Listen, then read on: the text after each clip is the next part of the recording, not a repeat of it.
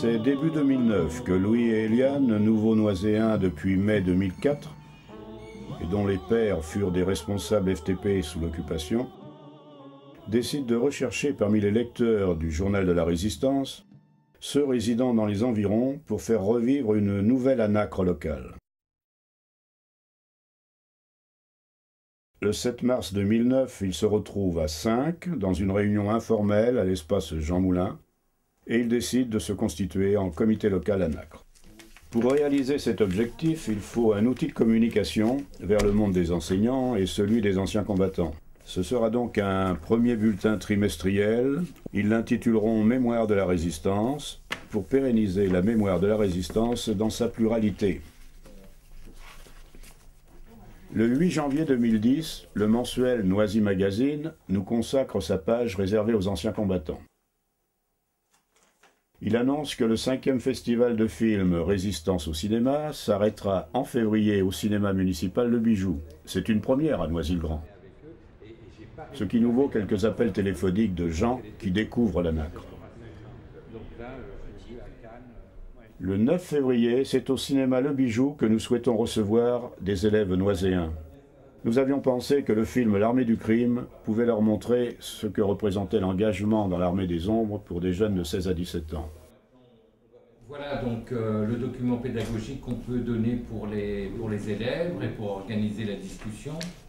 Dès le 12 décembre, nous adressons un appel aux 30 professeurs d'histoire des 12 établissements secondaires publics et privés de Noisy-le-Grand. Nous désirons nous mettre à leur disposition pour peu qu'ils fassent naître chez leurs élèves le désir de concourir. Le 19 mars, le film La Rafle sort dans les salles. Ce soir-là, c'est 200 spectateurs présents au Bijou et qui questionnent l'écrivaine Annette Muller sur son livre La petite fille du Veldiv.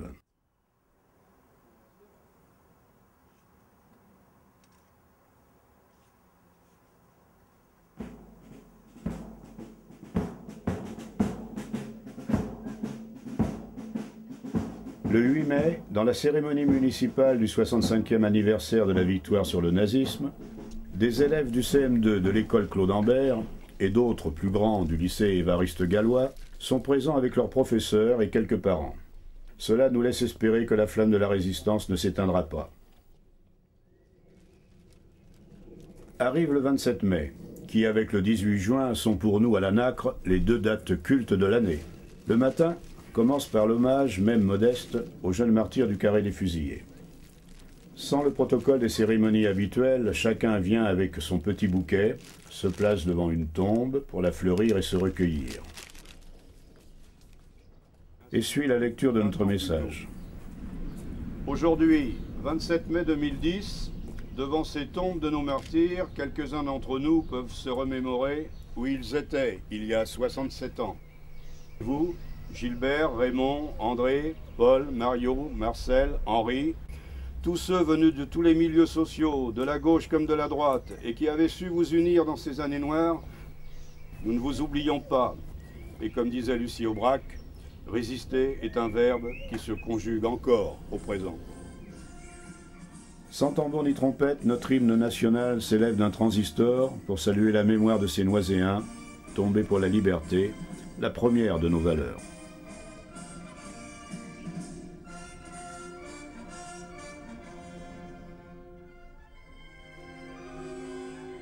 Certes, nous n'étions qu'une quinzaine au sortir du cimetière, mais bien résolus à obtenir un jour que cette date de la création du CNR, le 27 mai 1943, devienne journée nationale de la résistance, c'est-à-dire une journée non chômée, mais culturelle.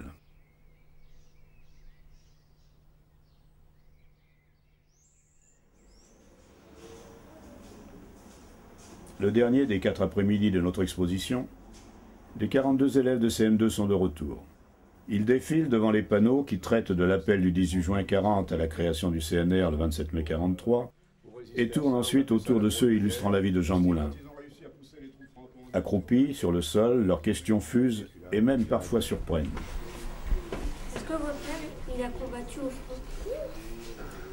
Ben oui, dans les premiers mois, oui. L'an prochain, nous exposerons la suite, de la création du CNR à l'insurrection nationale de la Libération. En soirée, nous étions peu nombreux au ciné-débat du Bijou. Le film Casabianca racontait pourtant une épopée moins connue. Celle de ce sous-marin qui s'évada du port de Toulon avant le sabordage de la flotte, le 27 novembre 1942, pour allier le commandement allié à Alger et qui, après plusieurs missions de soutien à la résistance insulaire, retourna en septembre 1943 avec un bataillon de choc, participait à la libération de la Corse.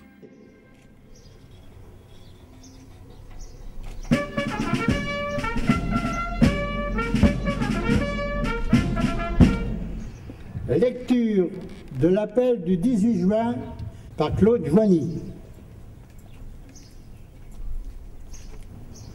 Moi, général de Gaulle, actuellement à Londres, j'invite les officiers et les soldats français qui se trouvent en territoire britannique ou qui le 18 juin, pour le 70e anniversaire de l'appel du général de Gaulle, nous sommes quelques présents à la cérémonie de la municipalité et de l'ULAC. Nous y faisons connaissance avec un ancien résistant aujourd'hui âgé de 91 ans. Nous prenons rendez-vous avec lui pour une future interview. Il sera le 10e récit mémorial dans notre bulletin Mémoire de la Résistance.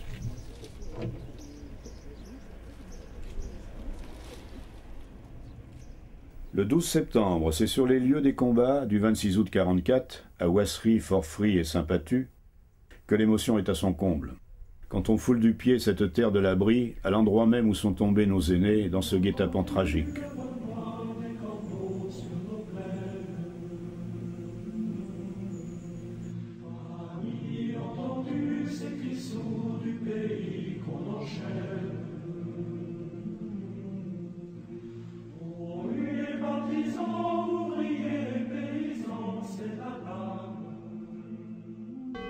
Le mémorial élevé sur le parvis de l'église rappelle les 120 morts parmi les résistants.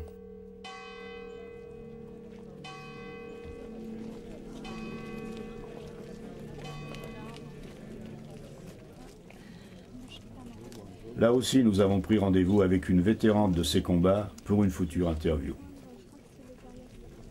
Allons enfants de la patrie, le jour de gloire est arrivé. Contre nous de la tyrannie, l'étendard sanglant élevé, l'étendard sanglant élevé. Entendez-vous dans les campagnes mugir ces féroces soldats? Ils viennent jusque dans vos bras, égorger vos fils et vos... Aujourd'hui, au sortir de notre 32e congrès départemental, de notre équipe embryonnaire de 5 membres en mars 2009, nous sommes maintenant, 18 mois après, un comité local de 15 adhérents. Nous devrions être le double à notre prochain congrès en 2012 et nous devrions archiver le double de récits mémoriaux à l'issue du parcours de mémoire que nous projetons.